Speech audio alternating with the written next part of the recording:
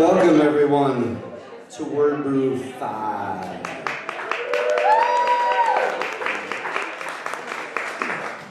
Five years we've been doing this. Who hasn't been before? Who is new to? There's a couple of people. That's great. I like to see this grow and get bigger and bigger. I think about this when there's a team of people who put this together. And I book part of what I do is book the people who you're going to hear read their stories.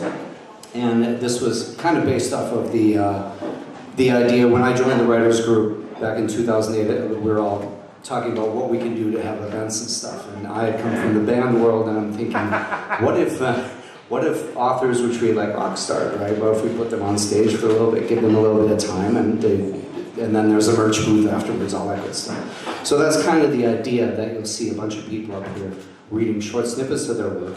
So it's like, I just described it earlier, as going to the buffet, and you look at everything first, right? And then you go back and fill your tray. So then, we're going to show you all the things that Minneapolis and the surrounding area has to offer in terms of speculative fiction. And then later, after the readings, you'll be able to browse and connect. And there's an ATM right outside the door, if you get my meaning. So the great thing is, putting this together isn't that hard, really, because we have such a great network of artists here in town. There's a lot of people. If we couldn't do this in Hinckley, Minnesota, right? It would be, well, first you wouldn't find a venue. You need the venue, and you need the artist pool of talent to draw from. And you need the people who are actually going to show up to the damn thing. So thank you guys all for coming out. That makes it a lot easier. I wanted to talk about Wheelhouse. I think if I did my job right up here, you'll see things that you don't normally get exposed to. Last year, how many people saw Brianna Lawrence read last year? That was awesome. So I'm sitting there watching this, and she had never read before. She had not publicly read anything before. And so she gets up and talks about magical girls saving the world with cupcake bombs. And it's just like, take my wallet. Well, here's the thing.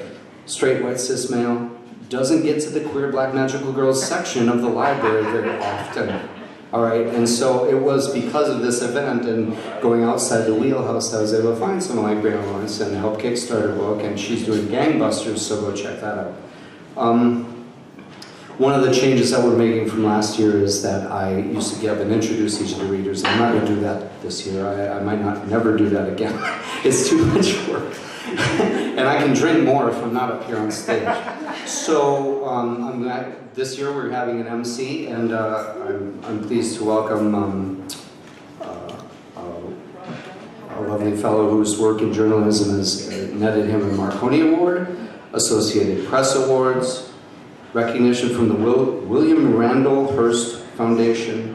He also read at the very first Wordbrew in 2013. Please welcome our Master of Ceremonies for Wordbrew, Robert Callahan.